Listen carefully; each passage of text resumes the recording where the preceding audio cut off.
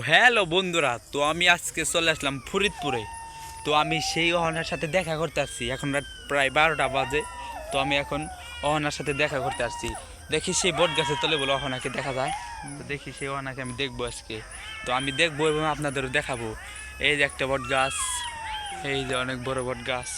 তো এই চারিদিকে কোনো কুয়াশা এবং শিয়ালের ডাক। তো এই যে বট গাছ, তো এটা নিচে মুহূর্ত অহনাকে দেখা যায়। এই যে আর একটা বট গাছ।